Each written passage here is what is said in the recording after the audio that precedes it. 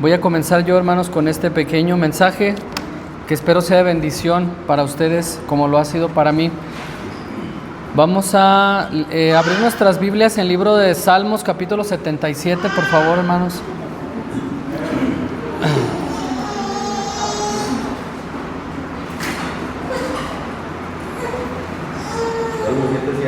Salmo 77, 77.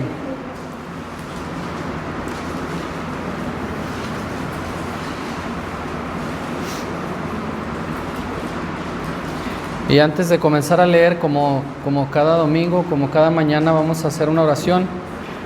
Y la petición principal es que el Señor sea quien reciba la gloria en esta mañana. Amén. Y que Él sea con su Espíritu quien guíe este mensaje. Que ustedes puedan por un momento omitir mi persona, mi personaje, lo que representa mi personalidad, y vean prácticamente el Espíritu de Dios hablándoles en esta mañana. Ese es mi mejor deseo, hermanos, para que quitemos cualquier prejuicio, cualquier obstáculo mental que nos pudiera bloquear y no recibir en nuestro corazón adecuadamente este mensaje. Vamos a hacer una oración, hermanos. Señor, hable usted, por favor, a través de este siervo, Señor. Que sea su Espíritu, Señor, que en esta mañana sea quien nos hable, Señor. Yo le agradezco, Señor, que usted me da a mí la oportunidad de poner mi voz, mi presencia a mí mismo como un instrumento, Señor, pero siendo utilizado por usted, Señor. Así que es usted quien merece la gloria, Señor. Yo solamente soy el instrumento. El instrumento por sí solo no sirve para nada, Señor, pero si usted lo usa, si usted hace buen uso del instrumento, entonces todo aquello se convierte en algo glorioso, Señor, y que la gloria sea solamente para usted, Señor. Que estos hermanos en esta mañana podamos recibir este mensaje, Señor, escucharlo, oír su voz, Señor, abrir nuestros corazones, Señor, y estar con oídos atentos, Señor. Que la estructura de este mensaje sea llevada a cabo de la forma en la que fue planeada, Señor, y que usted me use, Señor. Es principalmente mi petición, Señor. Gracias por esta mañana y alabamos su nombre, Señor, por todo lo que ha hecho por nosotros en nuestras vidas. En el nombre de Jesucristo. Amén. El día de ayer, en la tarde, llegó a mi puerta una persona. Era un cristiano que llegó a compartirme el evangelio. Y cuando él toca la puerta y yo abro y empiezo a escucharle, yo de pronto pensé decirle: no te preocupes, hermano, aquí no necesitaríamos de que digamos hagas el esfuerzo de querer evangelizarme. Aquí somos cristianos, igual continúa tu camino. La siguiente casa pues a lo mejor no son cristianos, pero aquí nos gozamos de que somos cristianos y que pues somos salvos, y ese mensaje de salvación que tienes para nosotros ya lo tenemos. Somos salvos, somos hijos de Dios también, al igual que tú. Por un momento pensé detenerlo y prácticamente decirle, como decía mi papá, pues de qué iglesia viene, hermano. Pero hubo algo que sucedió ayer en esta plática, y fue que este hermano hablaba con una pasión, con una entrega, hablaba incluso con una voz quebrada, cuando él me decía: hay buenas nuevas para ti, hay un mensaje que yo he venido a traer para ti. Y su voz se quebraba y sus ojos se llenaban de lágrimas, y yo no pude detenerlo. No pude decirle: hey, ve a la siguiente casa porque aquí ya somos cristianos y pues realmente no es necesario que evangelices aquí. Yo no lo pude detener porque me cautivó completamente su entrega, su pasión.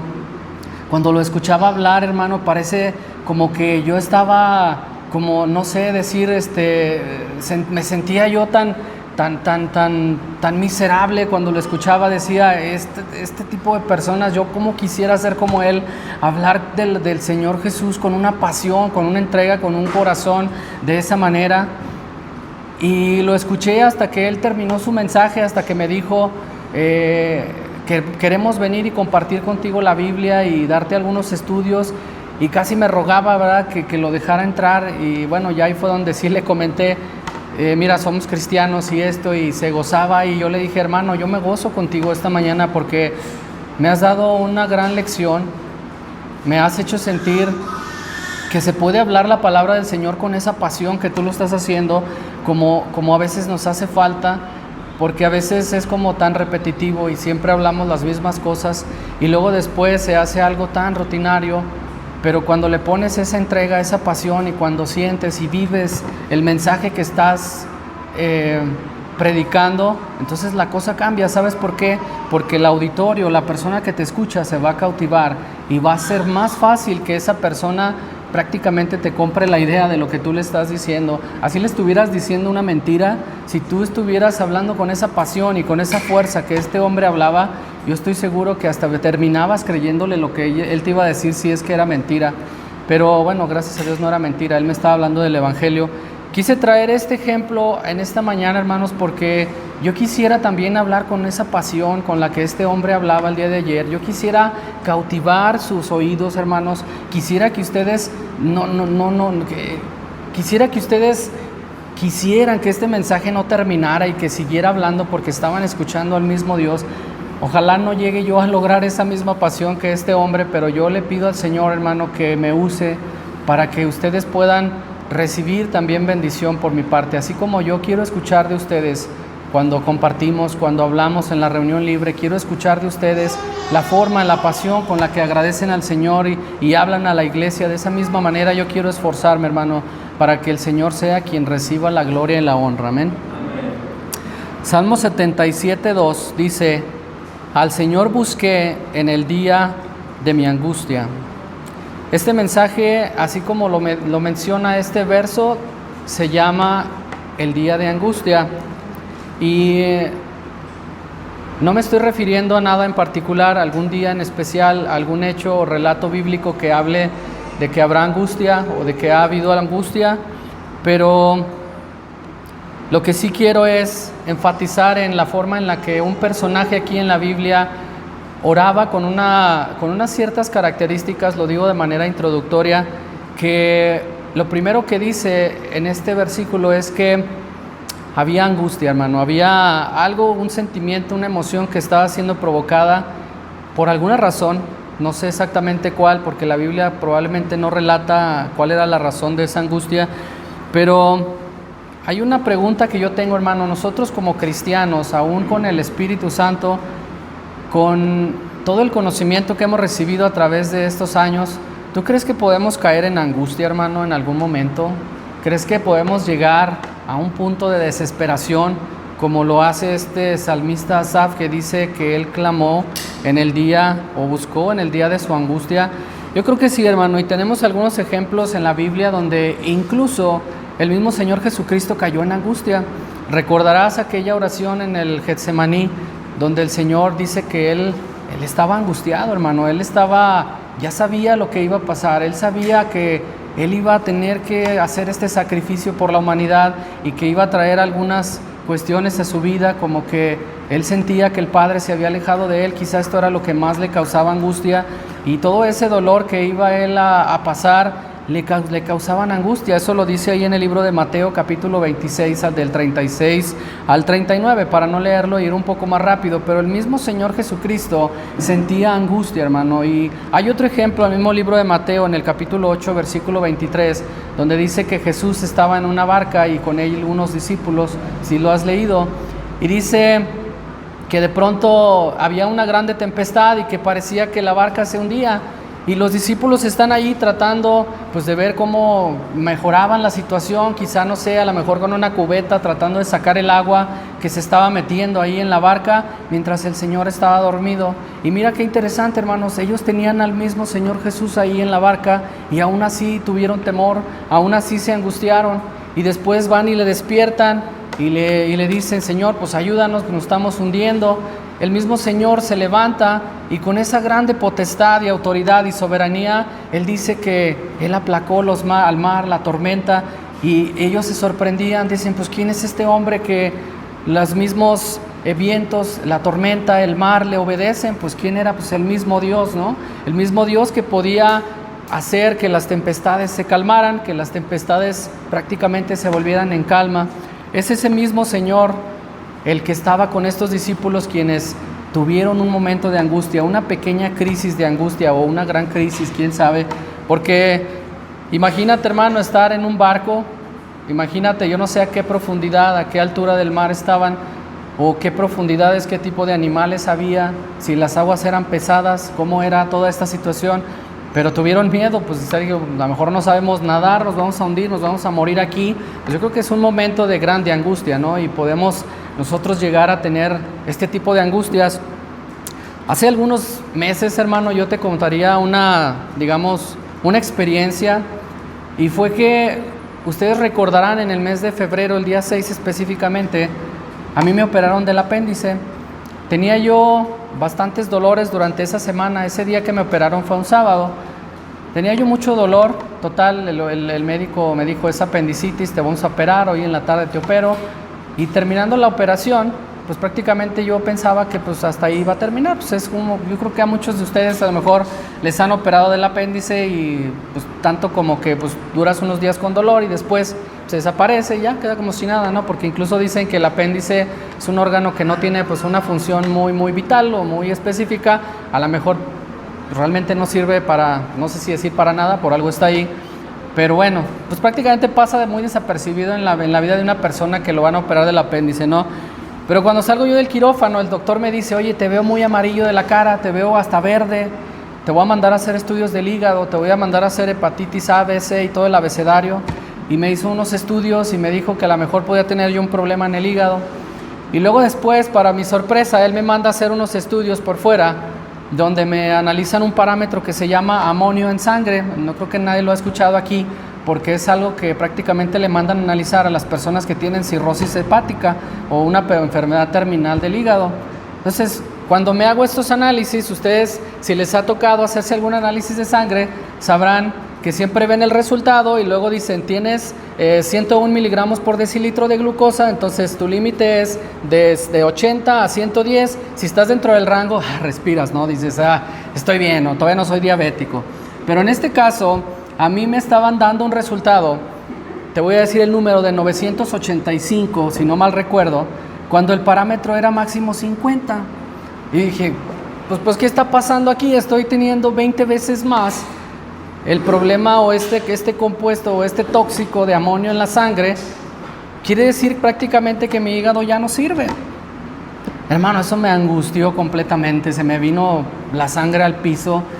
Me derribé completamente, dije: no sé qué pasó aquí. Yo pues realmente, así como decir, pues qué mal cuido mi hígado, pues no, digo, pues realmente pues mi alimentación es así, es así, y bueno, pues sí estoy gordito y todo, pero pues no, yo no hallaba ni por dónde.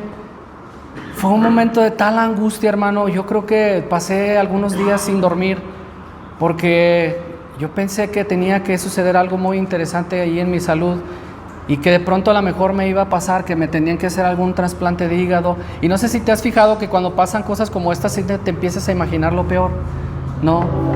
Ya me hice diabético, híjole, ahora voy a tener que pues comer pura hierba, y ya no voy a poder comerme ni un dulce, y luego se me van a tronar los riñones, y luego voy a tener que estar así y así, y luego se te viene a la mente y empiezas a divagar y terminas haciéndote prácticamente un mar de problemas, cuando realmente a lo mejor no hay tanto problema. Para no hacértelo largo, hermano, llegué yo con el doctor y le mostré los resultados, y él se rió prácticamente, y le digo: doctor, estoy asustado. Le digo: es que yo nunca había visto, ni siquiera en un estudio de sangre de cualquier otra cosa, que me haya salido un resultado tan alto. Le tenía 985. El doctor se ríe, dice: este es un error del laboratorio. Dice: porque una persona no puede tener ese nivel de amonio en sangre. Dice: si tú tuvieras ese nivel de amonio en sangre, puede haber pasado dos cosas: o estuvieras en coma o estuvieras muerto. Caray, pues sí es cierto. Y fui al laboratorio y les expliqué la situación, y me dijo el doctor que no está bien este resultado. Y el laboratorio: no, es que somos profesionales y cómo nos vamos a equivocar y no sé qué. Te podemos hacer la prueba otra vez, pero te voy a cobrar otros 400 pesos. Digo: ahí te van los 400, hazme la prueba. Y luego ya después que me dan los resultados, me salen en 80 el amonio en sangre, cuando el límite es 50. Dice: andas un poquillo pasado, pero pues no tanto. Qué grande alivio, ¿no? O sea, yo me sentí como que prácticamente volví a nacer, hermano, porque estaba yo en una situación en la que dije: pues, me voy a morir de plano. Era un número tan alto, y la verdad es que cuando uno no entiende de cosas médicas, te vas luego con la finta, ¿no? De que algo malo te puede pasar. Y bueno, eso fue un momento de grande angustia para mí, hermano. Te lo digo con toda sinceridad. Yo no sé, yo pensé que pues no sé, lo que estuve leyendo en el internet y cosa tan mala que luego a veces hacemos, ¿no? Que cuando vemos o creemos que estamos enfermos, ahí vamos al internet, ¿no? A leer, ¡ay, jole! Y decía ahí que el que tiene el amonio alto en sangre, que va a necesitar hemodiálisis, como le hacían a mi papá. Ya me estaba yo preparando, pues ¿dónde me podrán el catéter? ¿Por aquí o por acá? Así estaba yo, hermano, en un momento de angustia. Y bueno, gracias a Dios que solamente fue un susto, ni siquiera fue una situación verídica, porque si no a lo mejor ni aquí estuviera, hermanos. Bueno, gracias a Dios que Él, pues aún así todavía tiene misericordia de nosotros.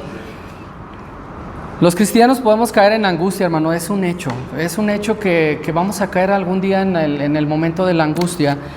La angustia por sí sola, hermano, significa que es un estado de intranquilidad, dice el concepto, o inquietud muy intensa, causada especialmente por algo desagradable o por la amenaza de una desgracia o un peligro. Pues ahí estaba mi caso, ¿no? Mi situación en donde yo pensé que estaba en peligro de morir, y bueno, realmente no me interesa si me muero. El problema es que pues que voy a dejar aquí a mi esposa sola y el niño. Eso es lo que sí me preocupa, hermano, de pronto morirme tan joven. Digo, estoy joven relativamente, eso es lo que me preocupa, ¿no? No tanto la muerte, porque pues al final de cuentas sabemos a dónde vamos, ¿no? ¿Estamos listos, hermano, para el día de angustia? ¿Estamos listos? ¿De veras estamos preparados para cuando llegue algún día de angustia?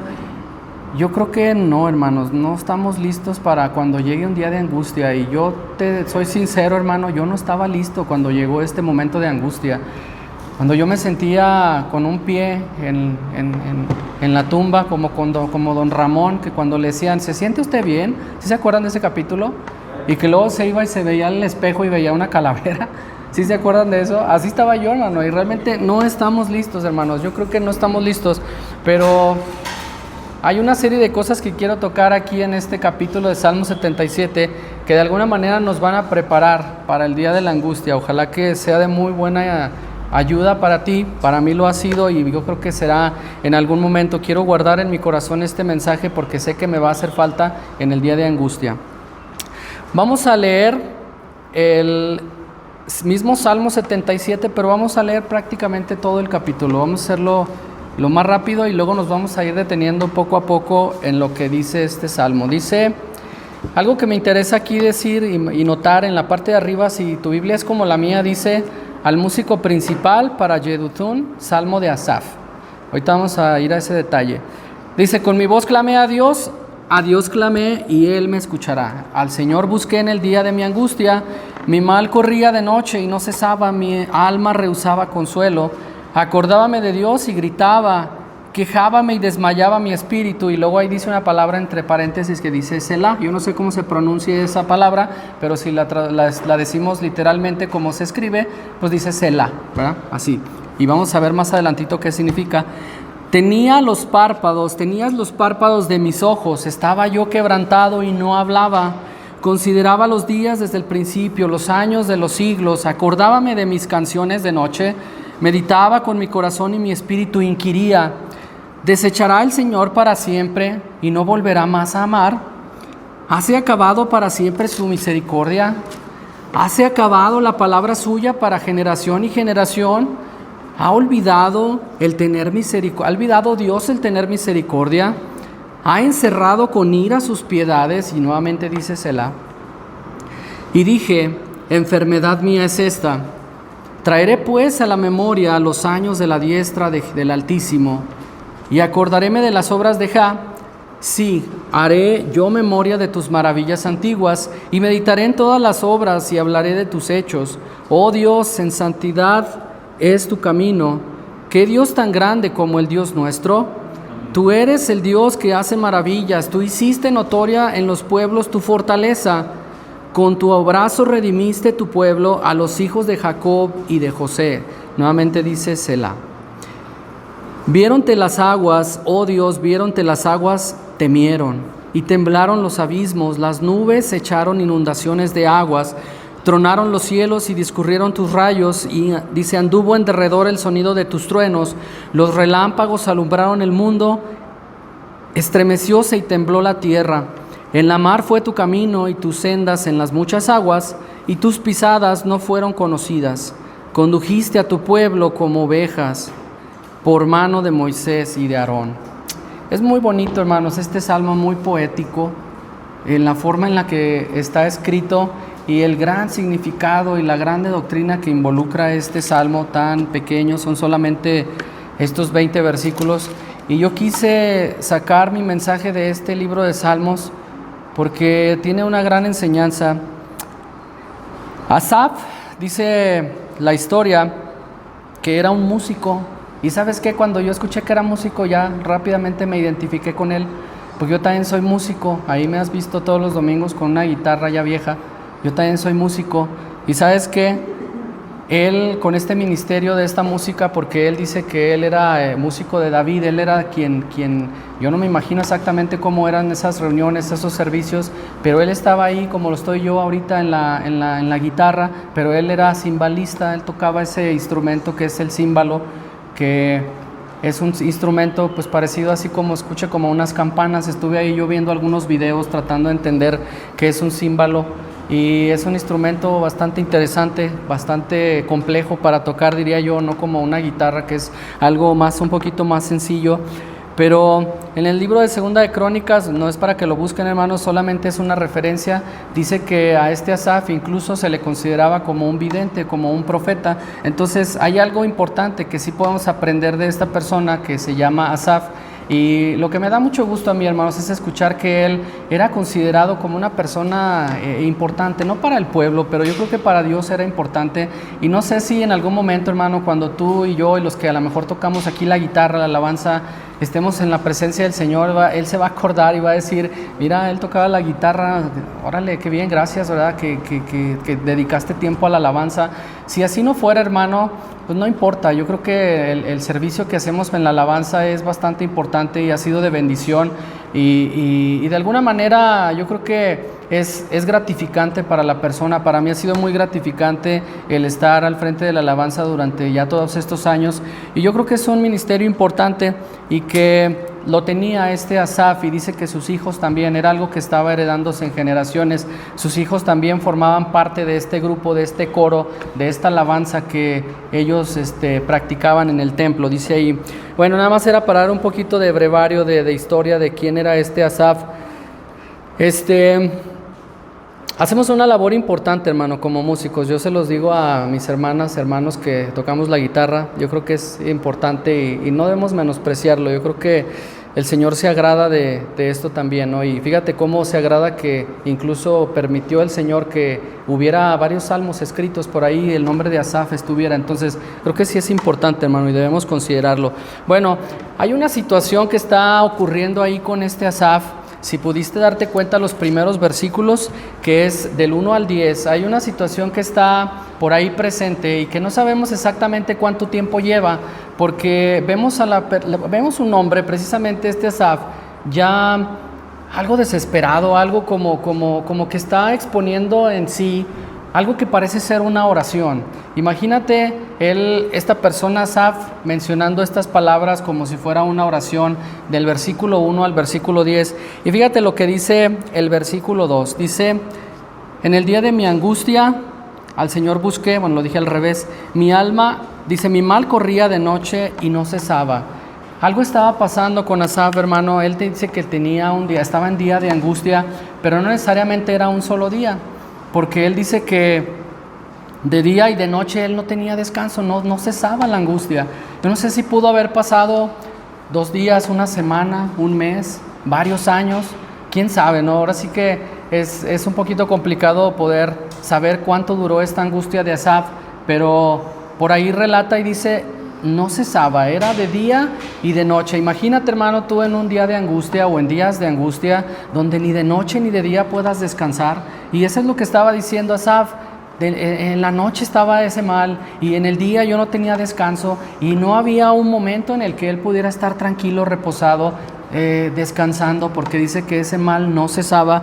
Y luego el versículo 3 dice, acordábame de Dios y gritaba, quejábame y desmayaba mi espíritu. Lo que me muestra aquí, hermano, es que él sentía dolor, ¿sí? Esa angustia venía con cierto dolor. Yo no sé si era un dolor del alma, un dolor no como el que sientes cuando te pinchas un dedo o cuando te cortas o cuando te lastimas, sino más bien un dolor que te da de esos en el corazón cuando algo malo pasa a tu alrededor. Imagínate, yo creo que esos dolores a veces son más difíciles de sobrepasar, pero él decía ahí que él gritaba, hermano. Imagínate ese Asaf en ese momento o en esos días de angustia donde ni siquiera en la noche poder pegar los ojos, y él gritaba y dice que se quejaba. Estaba sucediendo algo interesante. Vamos poniéndonos en la mente, en la imaginación, ¿qué le estaba pasando a Asaf? Que él estaba sin dormir, estaba en la noche y en el día estaba sin cesar su angustia, y luego dice que gritaba, y luego se quejaba, y luego dice que desmayaba su espíritu. Caray, pues me suena como que es algo muy, muy fuerte lo que a él estaba pasando. Ojalá la Biblia hubiera explicado exactamente qué era ese problema, y yo no sé si alguien de aquí lo sabe cuál era ese problema, yo no lo pude encontrar, pero bueno, vamos a imaginar que es un problema fuerte que le está causando angustia, una situación, como dice este concepto, que le está llevando en una situación en la que él está en cierto peligro, en cierto riesgo, y que ahora le causa esa angustia, ¿no? Vamos a ir al versículo 4, dice, tenías los párpados de mis ojos. Si lo interpretas, hermano, esto es, no puedo dormir, mis párpados están abiertos. ¿Y no te ha pasado, hermano, cuando estás en alguna preocupación, en algún problema, que se te va el sueño, que no dejas de meditar, ni siquiera decirlo meditar por sí, sino más bien pensar y darle vueltas, y cómo voy a resolverlo, y qué va a pasar, y no puedes dormir, y luego llega el día siguiente, y crees que te puedes dormir al día siguiente y tampoco puedes? Y así estaba Asaf, hermano. Dice que sus párpados no se podían pegar, sus párpados estaban abiertos. Imagínate, ve conjuntando todas estas cosas, todas estas características.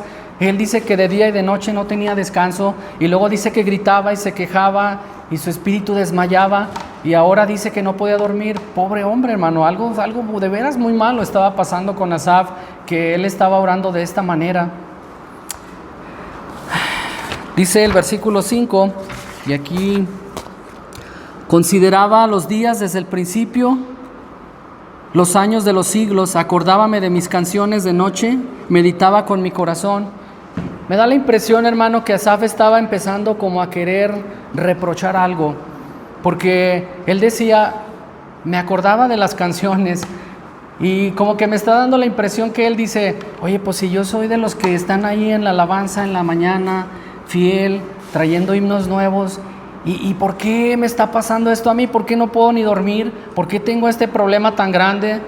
¿Por qué me está pasando a mí si yo soy el de la alabanza? O sea, yo sí estoy haciendo algo por el Señor, y de todas maneras estoy en una angustia terrible que ni siquiera sé qué me está pasando, y lo único que sé es que me estoy quejando, y es que estoy gritando y me estoy desmayando y algo está pasando. Lo único que él hacía, dice, es recordar de noche esos cánticos.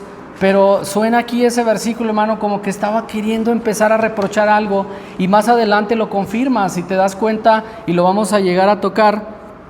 Así estamos algunos de nosotros, ¿no, hermano? Cuando de pronto estamos en cierta angustia, en cierta preocupación, en cierto problema, no de pronto decimos, caray, pero si yo soy cristiano, y luego después veo allá a los mundanos, incluso a mis familiares, él tiene 2 carros y yo no tengo ni siquiera cómo, es más, no puedo ni caminar, me duelen las piernas.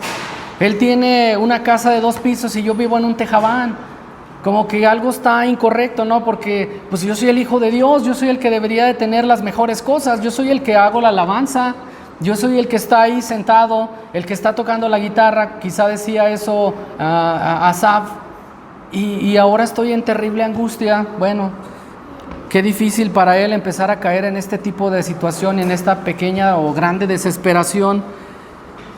Quizá nosotros ofrendamos, oramos, predicamos, alabamos, como Asaf tenía ese ministerio, y luego recordaba de noche cuando él estaba sin poder dormir y decía, pues yo soy el que está sirviendo a Dios, y aún así estoy en esta angustia. Yo creo que sí podemos caer en esa situación, hermano, en la que podemos empezar a querer reprochar algo, hermano. ¿Sabes qué? Hay que tener mucho cuidado, y vamos a ver un poquito más adelante. Dice que su espíritu inquiría, eso lo dice en el versículo 6. Al final dice, acordábame de mis canciones de noche, meditaba en mi corazón y mi espíritu inquiría. ¿Y sabes qué significa esta palabra inquirir? Inquirir significa tratar de llegar al conocimiento de una cosa, especialmente a través de preguntas. Aquí empieza algo interesante, hermano, cuando Asaf empieza a preguntar lo que dice desde el versículo 8, vamos a leerlo con detenimiento, dice, ¿hase acabado para siempre su misericordia? Imagínate, hermano, este Asaf estaba empezando a dudar de Dios, ¿sí lo ves ahí? Porque él sabía que Dios era un Dios misericordioso y ahora él dice, pues que ya se le acabó la misericordia a Dios. La siguiente pregunta es, en el versículo más adelante dice, ¿hase acabado la palabra suya para generación y generación? Fíjate más qué gravedad de pregunta, hasta dónde está llegando ese Asaf, donde está preguntando, oye, ¿tu palabra dónde está? No me has dicho que tú eres amor, no me has dicho, ¿dónde está tu palabra? No la veo. Estaba cayendo en una desesperación muy, muy peligrosa, hermano, y yo creo que es algo que tenemos que observar, porque podemos caer en este tipo de desesperación como Asaf, empezar a preguntar, empezar a cuestionar a Dios. Yo creo que somos nada, hermano, ni nadie para cuestionar a Dios y las decisiones que Él toma sobre nuestras vidas. No somos nada, hermano. Y yo creo que este Asaf estaba cometiendo aquí un cierto error o un grave error, empezando a preguntarse cosas respecto a la voluntad divina del Señor. Y la siguiente pregunta dice, ¿ha olvidado Dios el tener misericordia? ¿En verdad creía que había Dios olvidado su misericordia? Pues claro que no. ¿Cómo se va a olvidar Dios de ser un Dios misericordia? Pues si dice la Biblia que en Él no hay sombra de variación, Él no puede cambiar. Entonces lo que estaba pasando es que algo estaba mal con Asaf, no necesariamente con Dios, pero ¿sabes qué? Él está tratando de hacer lo opuesto, de buscar una explicación en el lado opuesto. Él está diciendo, pues ¿qué está pasando con Dios? Así de sencillo, hermano, y no está ni siquiera volteando a ver a sí mismo y decir, se me hace que yo soy el que estoy mal. El que está pensando dice, se me hace que o Dios ya no es misericordioso, o ya cambió su palabra, ya no existe, ya no tiene misericordia. Empezaba a echarle la culpa a Dios, pues Él es el que está mal, no yo. ¿Te das cuenta? ¿Hasta dónde podemos llegar en el mal, en el día de angustia? ¿Te das cuenta cómo podemos llegar a cuestionar a Dios, hermano? Yo creo que tenemos que tener mucho cuidado y vamos a aplicar esa palabra que dice ahí, Selah, significa detente. Pausa, hasta ahí llega, ya no camines más, porque si sigues caminando vas a encontrar algo muy malo, vas a empezar a blasfemar quizá, vas a empezar a dudar, vas a empezar a cuestionarte, a abandonar tu fe, a irte para el otro lado. Si caminabas para allá vas a dar 180 grados y te vas a dar la vuelta. Detente, hermano, detente un poco. Vamos a ver qué va a pasar aquí en este caso, se pone interesante, dice... El versículo 9, la segunda mitad dice, ¿ha encerrado con ira sus piedades? O sea, en vez de ser un Dios piadoso, ahora ya es un Dios iracundo. O sea, ya no es ese Dios que yo veía que podía hacer estos milagros y hacer este bien por su pueblo. Ahora, pues prácticamente todo eso está encerrado y ya nada más lo que tiene pues es pura ira. ¿Cuántas preguntas, hermanos? Son demasiadas preguntas para un Dios como el nuestro. Siquiera el mencionar una de ellas o la primera de ellas a mí se me hace un atrevimiento. Ojalá que no caigamos nosotros nunca, hermano, en una situación como esta donde tengamos que preguntarle a Dios todas estas cosas, porque pues pareciera que Él se lo estaba preguntando a Dios, ¿no? O sea, ¿dónde está Dios? ¿Dónde estás en este momento? Que mírame cómo estoy desmayando, no puedo dormir, me duele, estoy quebrantado, estoy quejando, estoy gritando. No puedo hacer nada. ¿Dónde estás, Dios? Qué mal, ¿verdad? Así nos puede pasar, yo creo que nos ha pasado, hermano. Ahí es donde se encuentra en el versículo 9 al final la palabra Selah, que significa que es que tenemos que hacer una pausa para pensar, para reflexionar, para cambiar el rumbo. ¿Hacia dónde estamos queriendo llegar? ¿Estamos visualizando lo que estamos haciendo al cuestionar a Dios de esta manera? ¿Estamos acaso observando para dónde van nuestras intenciones y nuestra debilidad?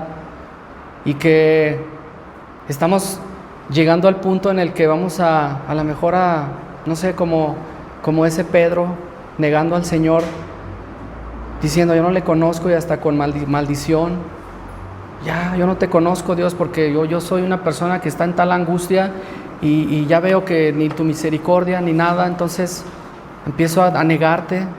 Hay que detenerse, hermano, hay que reflexionar y pensar en una forma diferente de ver las cosas, que es lo que sucede en el versículo 10 en adelante.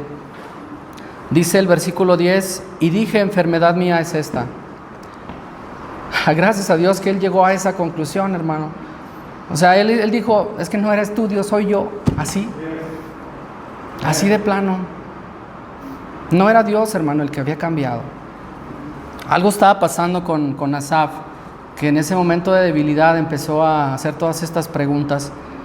Pero gracias a Dios que le permite aún caer en esa reflexión y en ese silencio, en esa pausa en la que él dice, es que yo soy el de la culpa, esta es la enfermedad mía. Y luego después empieza con un cambio en su oración o en su forma literaria, digámoslo así, de escribir. Y fíjate lo que dice al final del versículo 10, dice, traeré pues a la memoria los años de la diestra del Altísimo.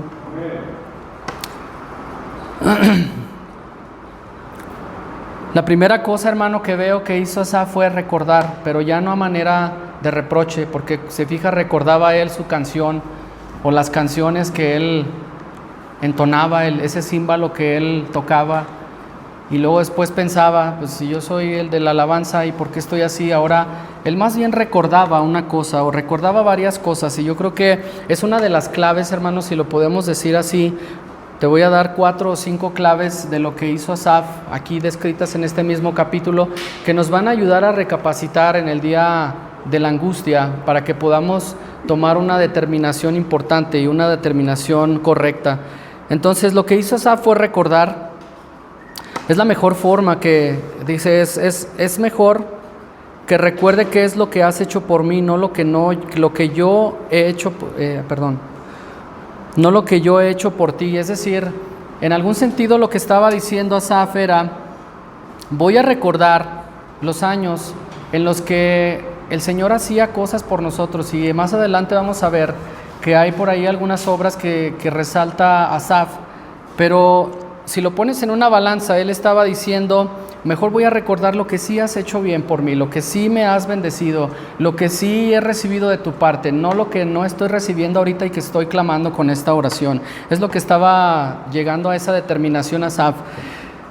El recordar las cosas que el Señor ha hecho por nosotros nos va a llenar de cierto confort, de cierto consuelo, hermano, de forma que olvidemos empezar a cuestionar a Dios. Porque al final de cuentas Dios no nos debe nada, hermano, ¿estás de acuerdo? O sea, Dios no está obligado a bendecirte, así de sencillo. Si Él lo hace es por pura gracia, por pura misericordia. Yo creo que no tenemos con qué pagarle ni con qué exigirle a Dios que nos bendiga, porque realmente es obra de su propia gracia, de su propia misericordia. Entonces, mejor me voy a acordar de lo que sí el Señor ha hecho por mí. Mira dónde estás, hermano, mira quién eres.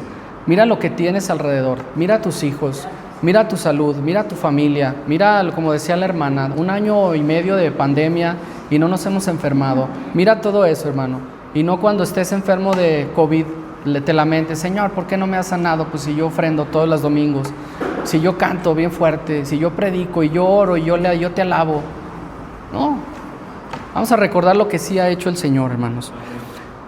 Versículo 12 dice, y meditaré en todas tus obras y hablaré de tus hechos.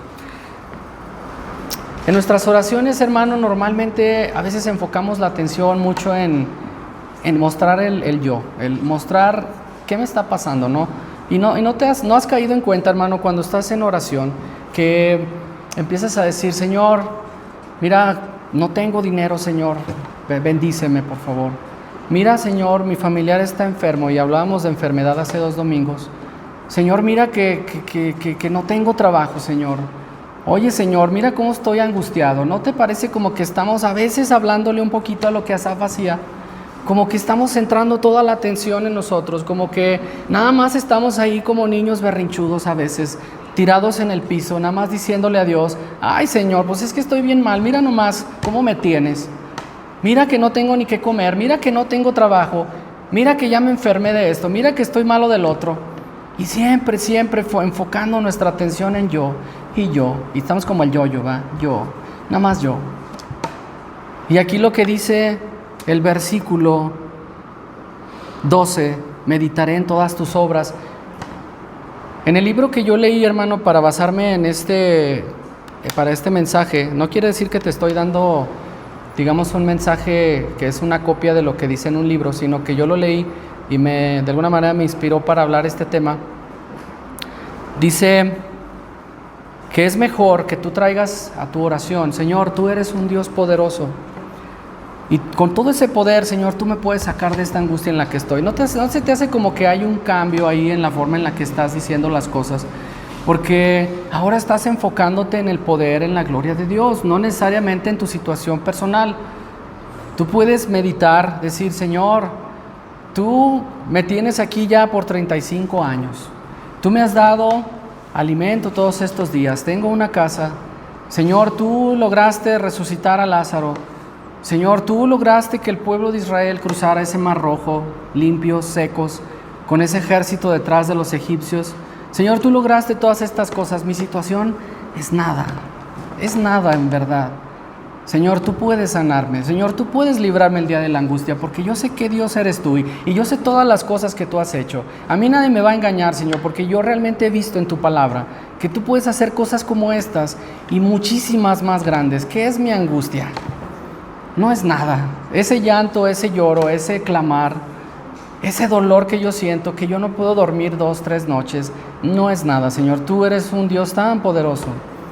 Esa sería una buena perspectiva de meditar en oración y decirle al Señor: Señor, porque tú eres Dios, porque tú eres grande, tú puedes quitarme del día de la angustia. Y no solamente decir: Señor, estoy aquí, mírame, y estoy muy mal, y me duele, y estoy llorando, y no puedo dormir. Pues si eres Dios o no eres Dios, o dónde estás, dónde te me metiste, y dónde está tu misericordia. ¿Cómo cambia, no, la perspectiva? Por eso ahí hay un Selah, hermano, porque se detuvo y meditó y dijo: por aquí no es el camino. Dios le dio la oportunidad de reflexionar y decir: este es un problema mío, entonces Dios no tiene la culpa de mis problemas.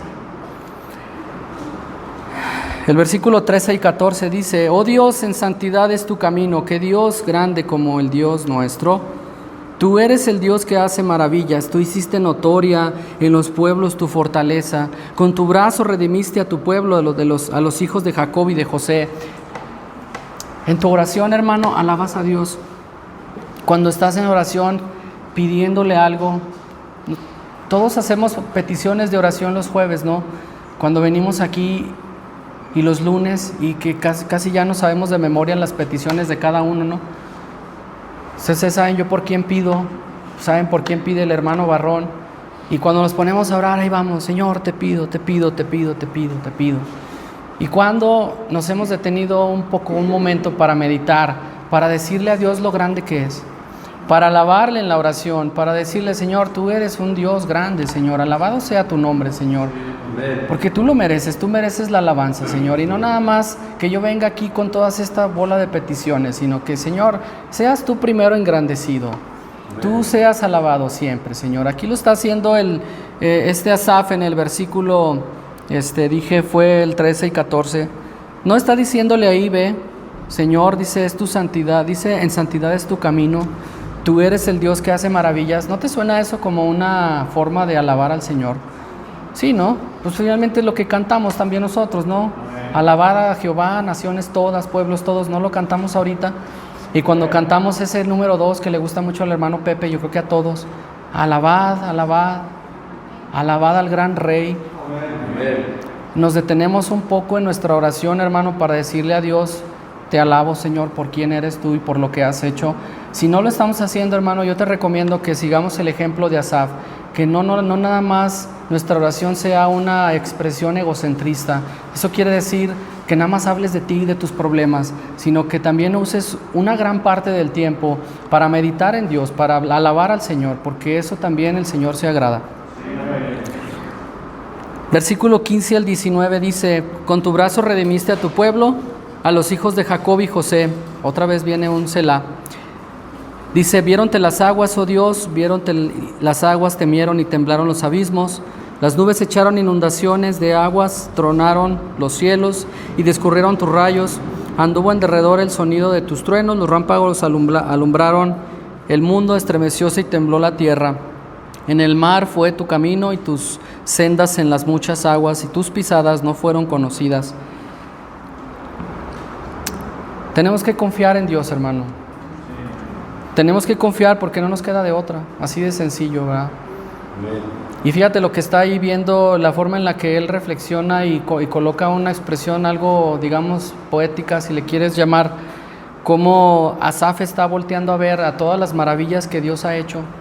Si te fijas que ahí habla de los truenos, de la lluvia, de los mares, y todas estas cosas creadas por Dios, y todas estas cosas como en el ejemplo de Jesús ahí reprendiendo a la mar. ¿Tú crees que ese Dios que puede decirle a las mares, a la tempestad que se calme, tú crees que ese Dios no puede de pronto solucionar tu problema en el día de tu angustia?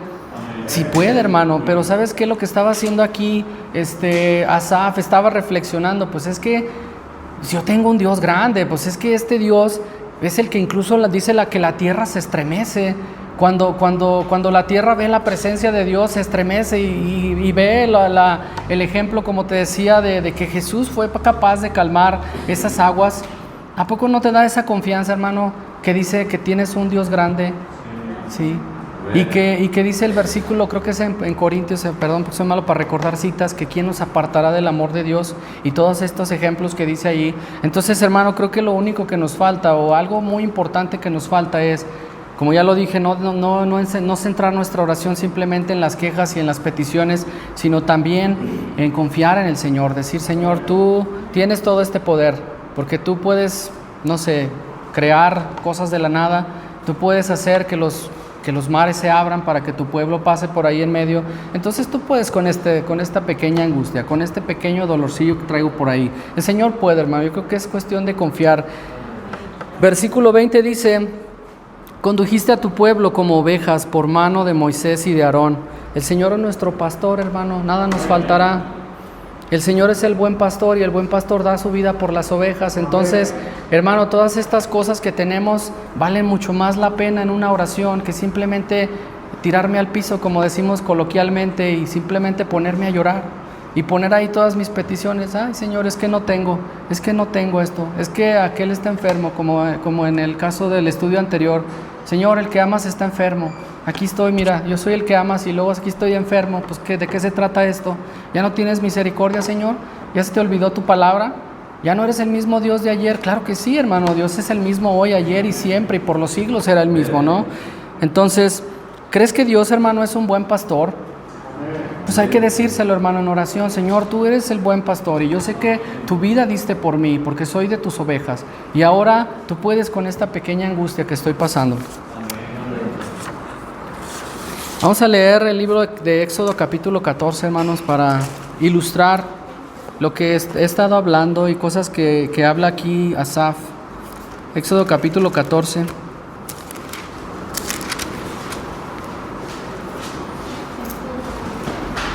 Versículo 8 al 12.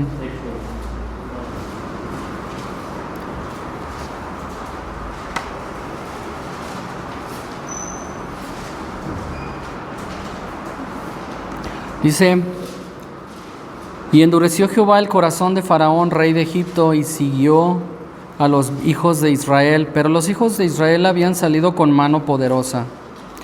Siguiéndolos pues los egipcios con toda la caballería y carros de Faraón, su gente de a caballo y todo su ejército, alcanzáronlos asentando el campo junto a la mar, al lado es una palabra rara, Fijahirot, delante de Baal-Zephón.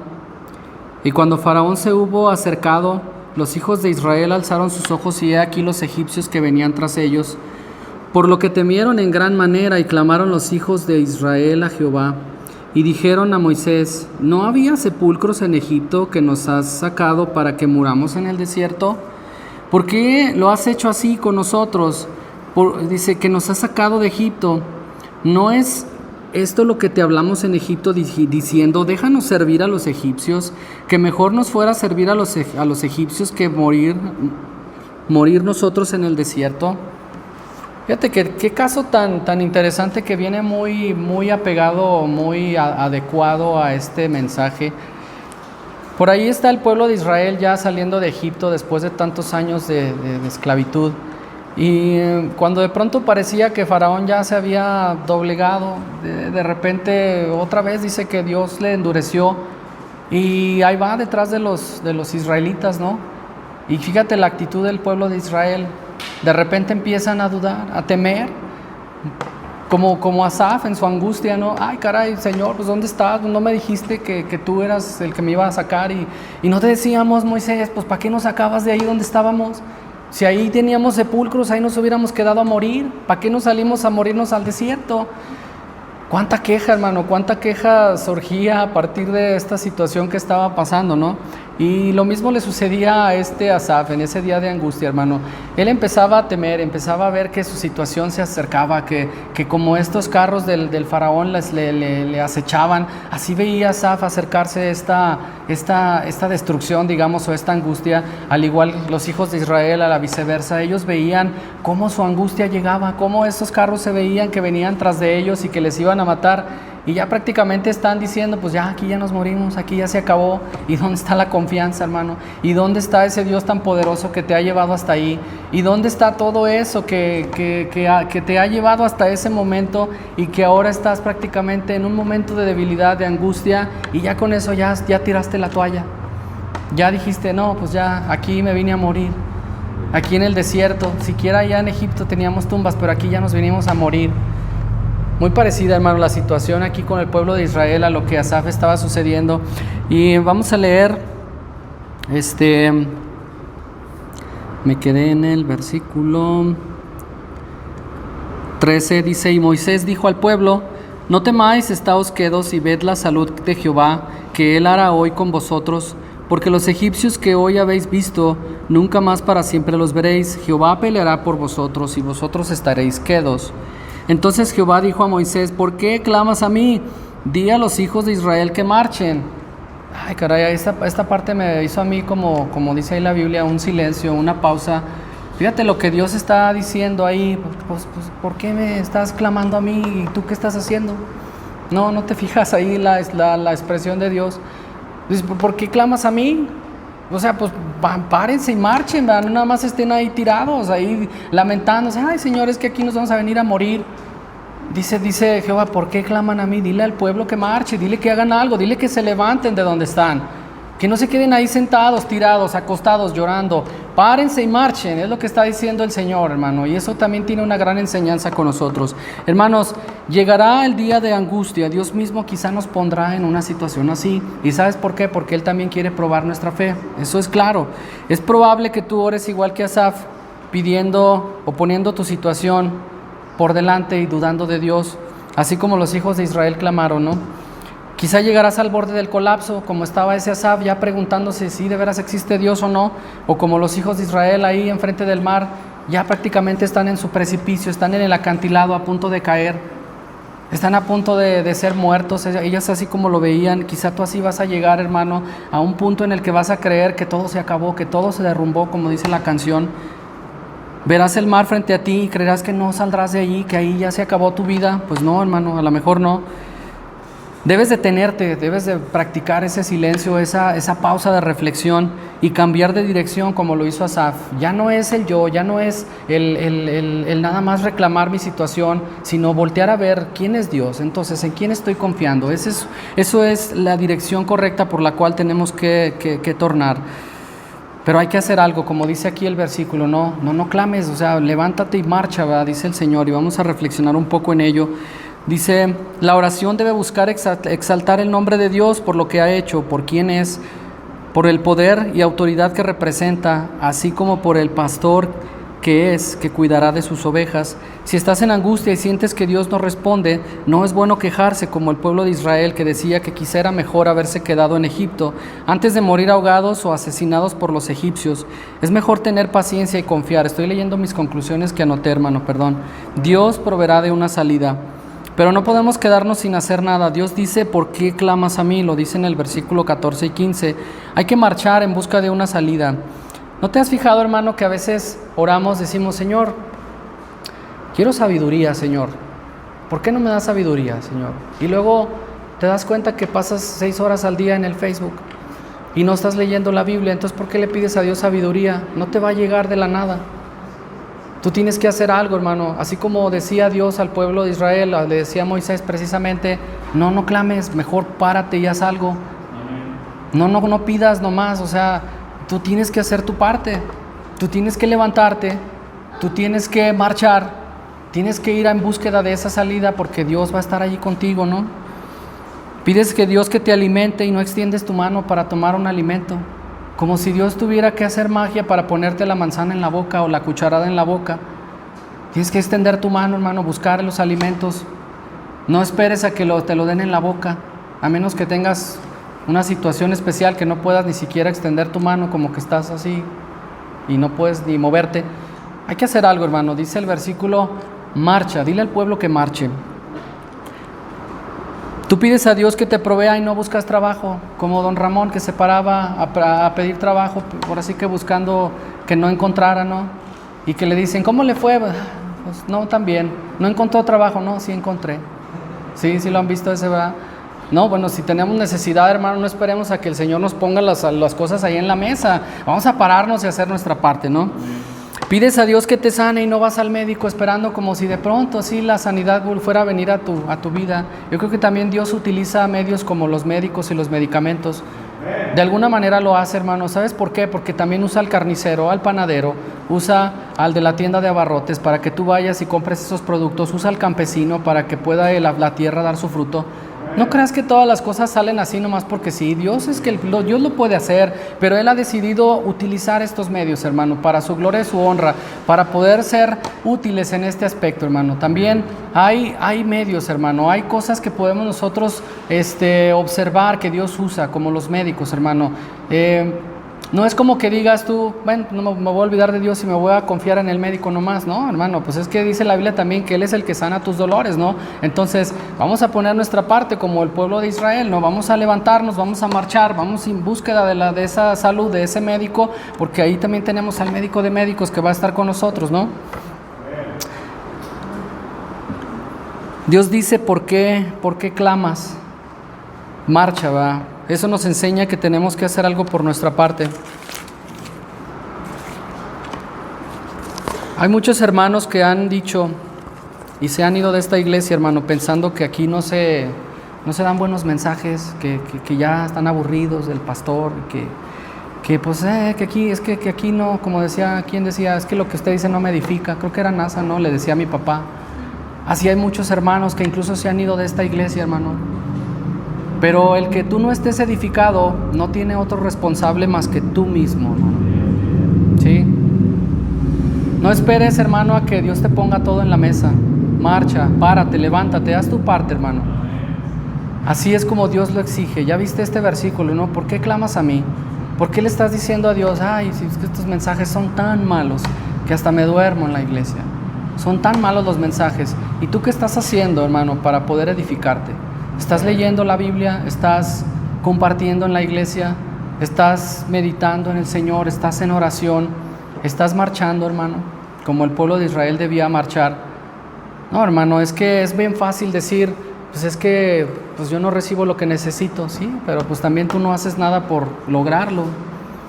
Entonces, hermano, yo creo que hay una gran responsabilidad y sin desviarme mucho del tema inicial, yo creo que Dios nos va a poner en angustia, pero para cada una de las salidas o soluciones que el Señor nos va a dar, también requieren de nuestro esfuerzo, hermano, ¿sí?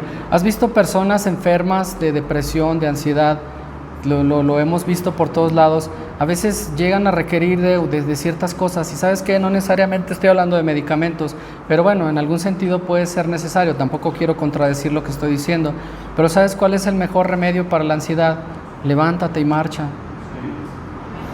No te quedes en tu casa. No, yo lo dije en uno de los mensajes que di al principio. No te quedes ahí en tu casa pensando pues que de pronto algo va a pasar y vas a sanar. Cuando una persona adulta deja de trabajar, y lo estoy diciendo, por ejemplo, he visto muchos casos de personas de ahí en mi trabajo que se jubilan y dejan de trabajar porque ya el gobierno ahora con todo eso que aportaron los va a mantener y todo esto de las pensiones. Hay muchas personas que, ¿sabes qué les pasa, hermano? Se mueren de tristeza porque estaban acostumbrados a una vida de trabajo, de estrés, de caminar, de marchar en búsqueda de las cosas y de pronto simplemente dejan de hacerlo. Y eso prácticamente los tumba, los mata, así definitivamente. Hacen como una plantita, se empiezan a secar hasta que se mueren. Yo pienso que es importante, hermano, que si tú tienes ya la fortuna de no trabajar, yo espero tener algún día esa fortuna de ya, y lo digo así, hermano, no porque no me guste trabajar, sino porque algún día va a llegar en la que a lo mejor ya mi edad ya no me permita trabajar o ya no pueda trabajar en una empresa. Pero yo quisiera, hermano, seguir haciendo cosas, ¿verdad? Que no me vaya yo a secar así como una plantita, no, simplemente el seguir marchando, el seguir esforzándome y el seguir haciendo algo, el seguir buscando la presencia del Señor, el seguir marchando hacia esa salvación que el Señor nos da, porque de esa manera, hermano, solamente es como podemos vencer una depresión o una ansiedad. Bueno, esto era un punto y aparte. El mismo Dios que pudo partir el mar rojo, Dios proveerá salida a tu angustia. Solamente es cuestión, hermano, de que nosotros podamos creer y confiar. Y te dije algunos puntos aquí en este pequeño mensaje, cómo la oración de Asaf se pudo tornar en algo más edificante, algo más que agregaba más valor a su vida, donde él recordaba quién era Dios. Él meditaba en Dios, alababa, confiaba y esperaba en Dios, hermanos. Hay que esperar en Dios, pero sin dejar de marchar, hermano. Hay que esperar en el Señor, hay que confiar en Él, pero no dejes de marchar, hermano, porque el día que dejes de marchar, bueno, pues a lo mejor ahí vas a perecer, ¿no? No estoy diciéndolo literalmente, no creo que pierdas tu salvación si eres salvo, pero hay que marchar, hermano, es una recomendación del mismo Dios. Hay días de angustia, hermano, no lo vamos a poder evitar. El Señor va a usar estos días de angustia para fortalecernos, para probar nuestra fe, como lo hizo con Job, lo mencioné la semana antepasada. Es solamente que nosotros hagamos ese Selah en nuestra vida, que nosotros reflexionemos y que veamos si el camino en el que estamos yendo o la forma en la que estamos expresando nuestras necesidades es la correcta. Y si hay algo que tenga que cambiarse, hermano, si hay una forma o un método en el que tú tengas que estar tomando o en el que tú tengas que estar aplicándote, pues que sea en enseñanza como lo que hace aquí Asaf. Y no necesariamente es el único, yo creo que hay muchos ejemplos en la Biblia, hermano, pero aquí hay un buen ejemplo de este hombre que por sí solo escribió o participó en algunos, creo que son 12 salmos, donde se menciona que él participó por ahí. Nos puede servir, hermano. Yo espero que a ti te sirva esto que yo preparé con todo mi empeño para ustedes. Algo que te puedo recomendar, hermano, que a mí me ha servido mucho: no dejes la lectura de la Biblia. Yo mucho tiempo lo dejé y después, bueno, empiezas a caer en situaciones como las de Asaf, ¿no? Te empiezas a sentir que estás en ese día de angustia y no tienes por dónde consolarte. Entonces, el hermano Mariano nos decía también el jueves antepasado, si mal no recuerdo, que pues no con solo pan vivirá el hombre, ¿no? Sino con toda palabra que nace de la boca de Dios. Entonces, es importante, hermano, el seguir escudriñando la palabra. Y algo que te puedo recomendar, hermano, que a mí me ha servido también, es que busques algunas otras fuentes importantes, primordialmente tu Biblia, pero también te puede servir de edificación y de enseñanza el que tú consultes algún libro, principalmente libros, hermano, porque luego a veces el internet está lleno de basura. Pero busca algún buen libro, hermano. A mí me sirvió mucho este libro, se llama Cuando Dios no contesta tu oración, de un pastor que se llama Rice Stedman, del siglo XIX. A mí me sirvió mucho. La verdad es que si yo te puedo recomendar algunos libros que yo tengo, esta cosita que tú ves aquí, hermano, es un libro digital. Dentro de este pequeño aparato yo tengo alrededor de 150 libros que todavía no termino de leer, que ahí la llevo, en algún momento terminaré. Entonces, si no te gustan las cosas digitales porque crees que pues eso no va con Dios y que prefieres el texto y todo, está bien, man, pues tú puedes comprar un libro en una librería, un buen libro, y también buscar alimentarte, ¿verdad? Porque es como si alguien te estuviera predicando la palabra de Dios, así es como yo lo veo. No necesariamente vas a creer lo que dice el libro, sino vas a ver qué te aconseja ese pastor que según la Biblia tú puedes hacer. Si lo ves así, pues ya torna de una manera diferente, ¿no? Entonces, pues este es el mensaje, hermanos. Espero que haya sido de bendición y que pongamos por obra, por enseñanza, esto que sucedió aquí con Asaf. Un buen ejemplo, hermanos. Amén.